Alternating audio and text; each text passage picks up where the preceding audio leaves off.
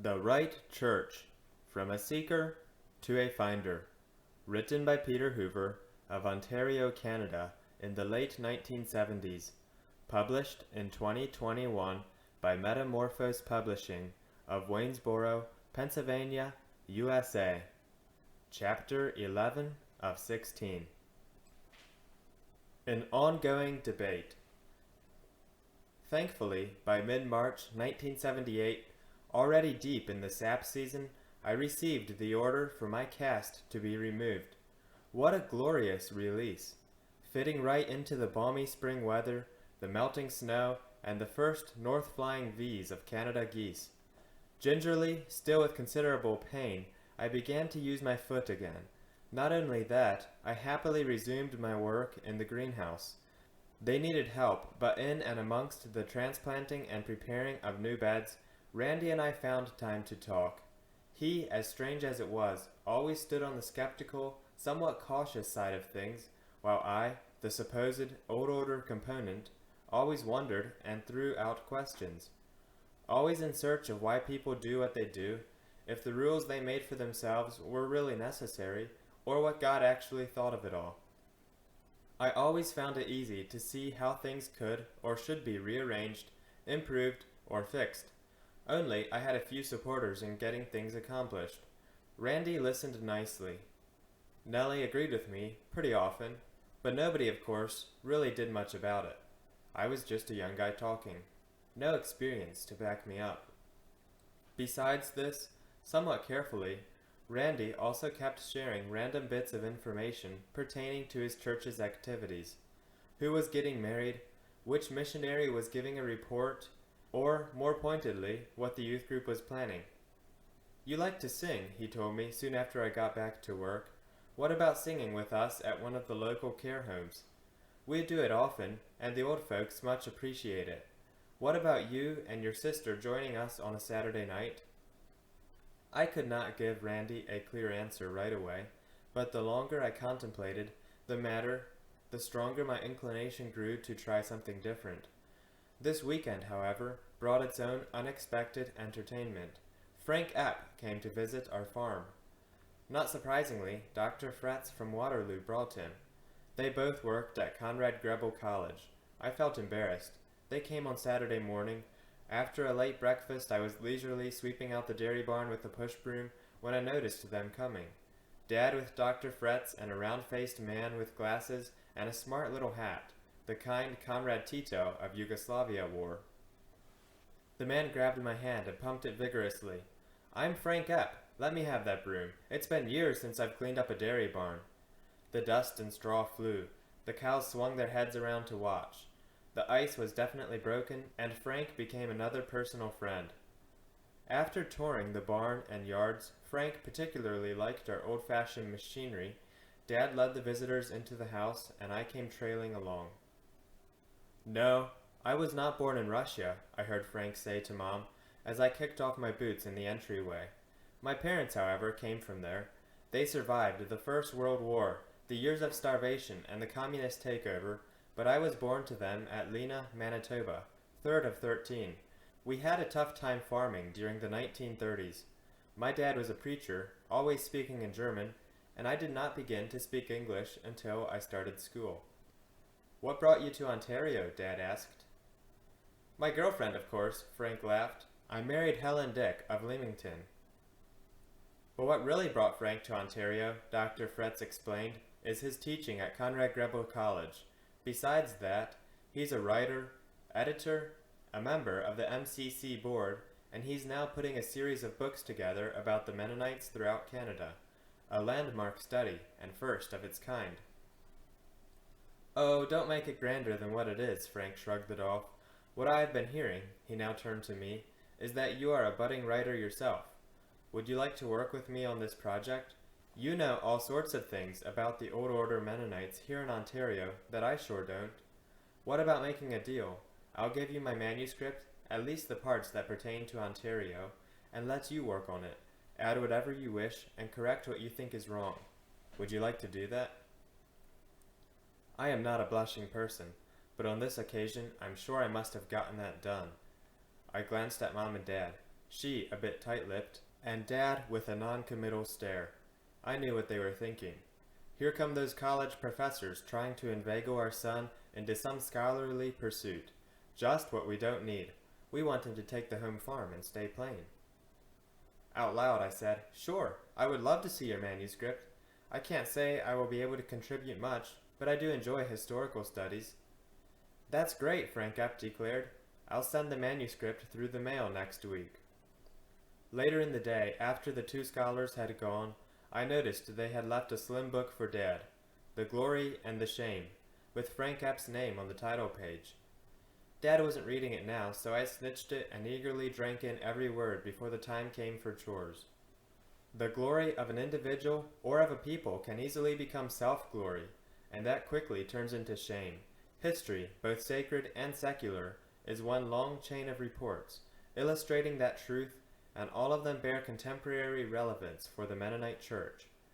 The unanimous message of history is that the Lord of hosts has a day in store against all that is proud and lofty, Isaiah 2:12, and that self-glory always leads to the dissipation of a heritage, no matter how historical or how sophisticated. The literature of both the Old and New Testaments abounds with illustrations, the tales of the people of Israel and the example of the two prodigal sons being but two well-known examples. Strong words, I told myself, and it did not take much imagination to apply them to our local situation. The Church is prone to repeat the mistakes of history, and its glory is only one short step removed from shame, its heritage just one generation away from dissipation. Such a time in Canadian Mennonite history is now upon us. On the one hand, our accumulated heritage shows an impressive array of assets, or shall we say, glories. On the other hand, alongside each of these assets is a related liability or present danger. Often, these dangers or liabilities are, of course, not recognized, or if they are, it is believed that a greater emphasis on the glory can ward off the shame. That did not work with Stalin, nor with Hitler, nor any earthly regime. Neither will a recitation of Mennonite glories ever protect us from the Mennonite shame. On the one hand, the Mennonites have voluntarily or involuntarily migrated, being dispersed to become an international, interracial, multicultural, and multilingual brotherhood. On the other hand, parochial ethnocentrism and strong denominationalism remains in Mennonite hearts and minds, loaded with prejudices and false perceptions that militate against the internationalist dimension. On the one hand, we have an Anabaptist faith that calls for the renewal of heart and mind, and on the other hand, a constant reference to man-made rituals, rules, customs, and traditions as the measure of the new birth and of Christian spirituality. I had never heard anyone speak or write like this, but within my heart, I knew it was true. We confessed to follow Christ, but in reality, we followed the traditions of men, either old handed-down traditions on one side, or carnal worldly traditions on the other.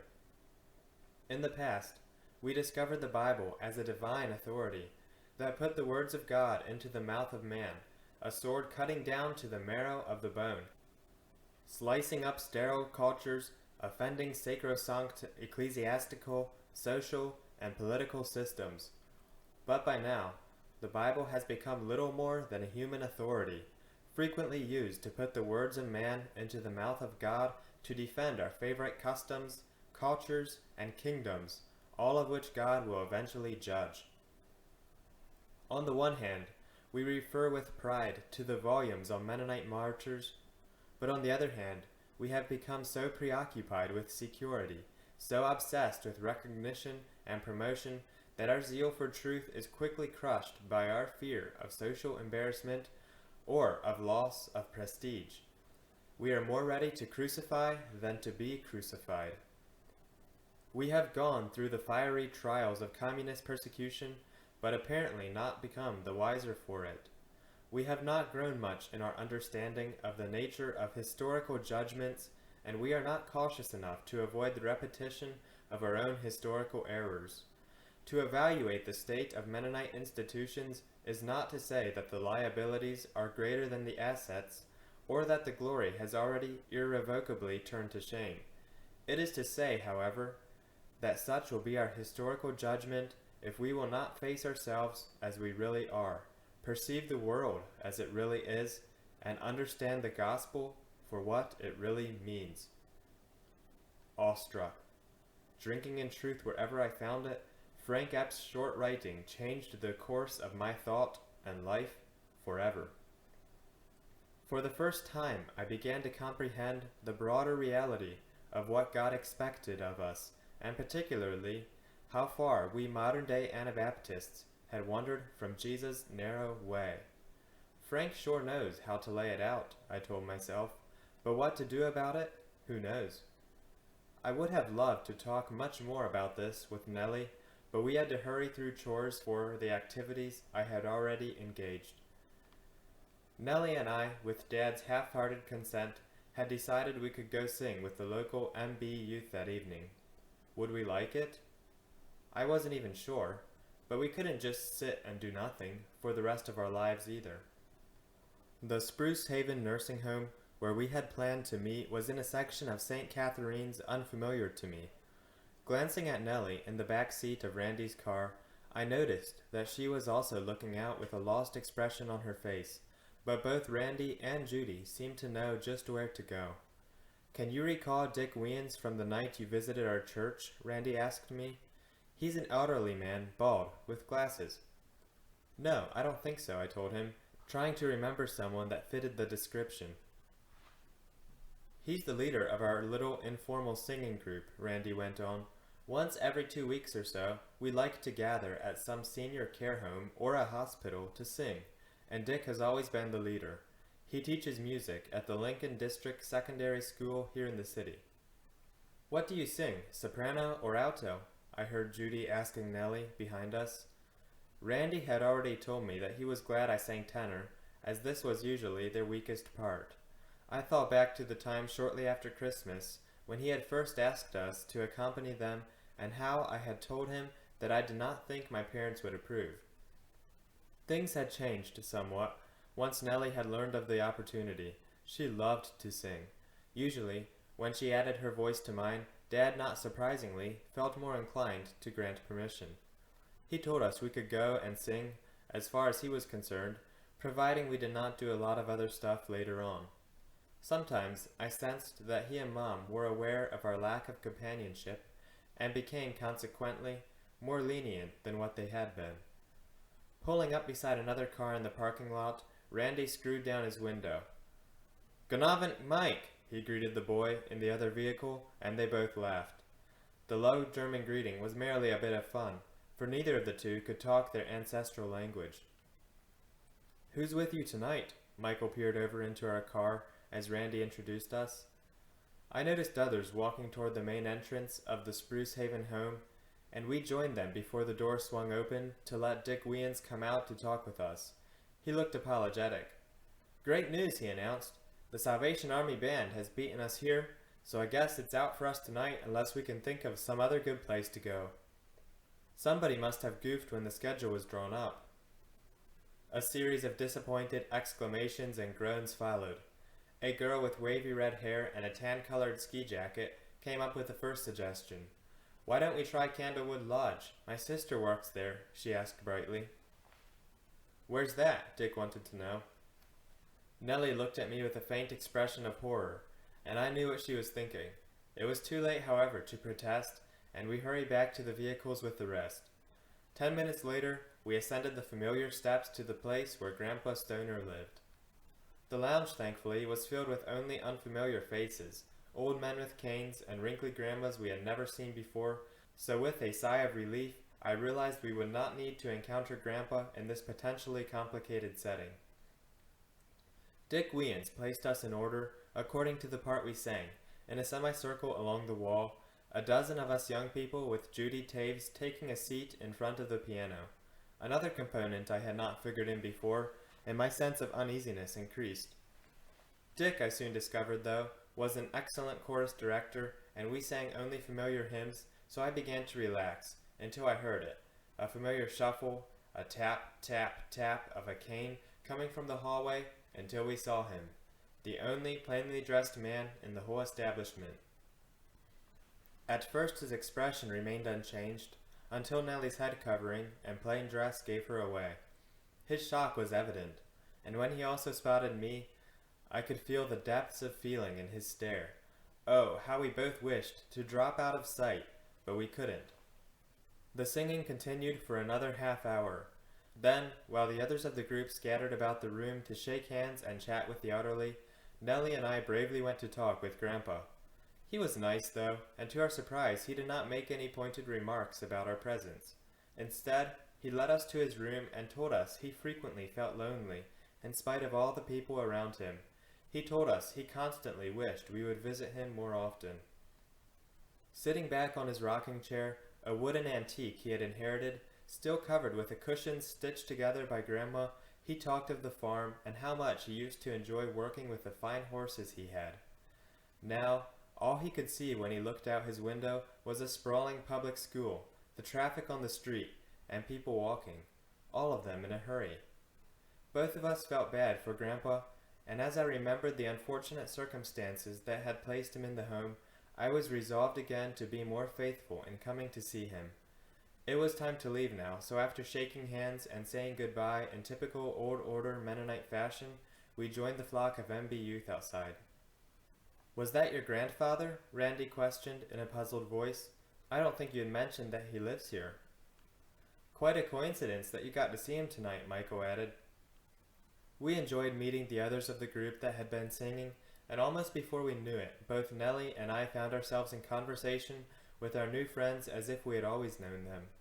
We found everyone polite, yet friendly, and it seemed good to be with Christians our age. Michael Friesen apparently was Randy's cousin, and a stocky fellow whom I hadn't met before introduced himself by saying that he worked in the same body shop as my brother Norman. His name was Jesse Suderman. We found it easy to talk here in the semi-darkness of the parking lot, and the night air, by now, did not feel so cold. "Thank you so much for your tenor contribution," the leader Dick Weans called after me when we sat into Randy's Barracuda to leave for home.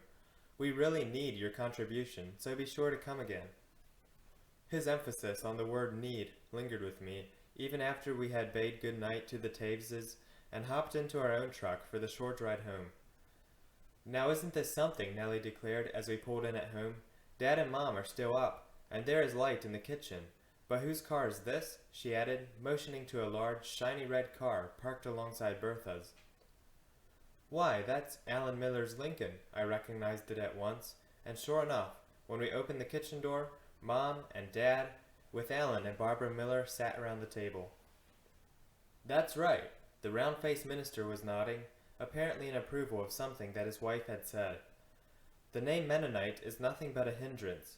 For too many years it has been associated with meaningless formality, legalism, and a dead form of religion. Now that we have found liberty in Christ, we have decided as a congregation to become recognized under the name Dorchester Christian Fellowship. We still operate under the Ontario Mennonite Conference, but—" Dad looked unimpressed. Paul wrote, "Ye have been called to liberty, only use not liberty for an occasion to the flesh. The way both of you appear to be living forces me to doubt whether you have really been liberated from the bondage of the God of this world. We do not appreciate your fashionable attire, and surely both of you at one time knew better than to come like Barbara tonight, with cut hair, nothing on her head, and a gold pendant hanging around her neck." I noticed an impish grin on Nellie's face as we silently hung up our coats in the hallway. We both knew that we had just walked into another serious Dad versus Alan Miller debate. Barbara glared at Dad when he mentioned the head covering, and Dad smiled back. I remembered that they had been in the same grade at the old Lakeshore Road school years ago. "All you people can think of talking about is clothing," she fumed. "Clothes, clothes, and more clothes. Our religion is deeper than that. We believe the heart, not just the clothes, must be changed." Everyone looked at her, startled, for the tone of her voice did not sound particularly Christ-like at the moment. Alan tried to convey some message to her with his eyebrows. Then, smiling at Mom and Dad, he continued in a more amiable way. Nellie and I, in the meanwhile, after we had acknowledged our visitors, hurried upstairs. For a long time following, I could hear the discussion going on. Under the blankets, I kept on smiling. Alan Miller still thinking he might be able to persuade Dad to attend his services. Knowing Dad, I knew he would always come up with a convincing argument. He knew the scriptures well, but on the other hand, a sobering sensation stole over me when I considered my own path, my own convictions or lack thereof regarding the things my parents upheld. Where did my future lie? With the people we have been singing with tonight? I knew that Dad and Mom would never switch to the Prince of Peace church, but could a person forever follow the wishes of one's parents? I remembered the girl with the wavy red hair, and my pulse quickened. Slowly, I repeated her name, and I liked the way it sounded. Donna DeFer and John Stoner. Then my mind returned to that night at the mall in Hamilton, where we met Bruce and Sybil Schaefer with their children. With a fresh resolve to renew contact with that man before long, I finally dozed off.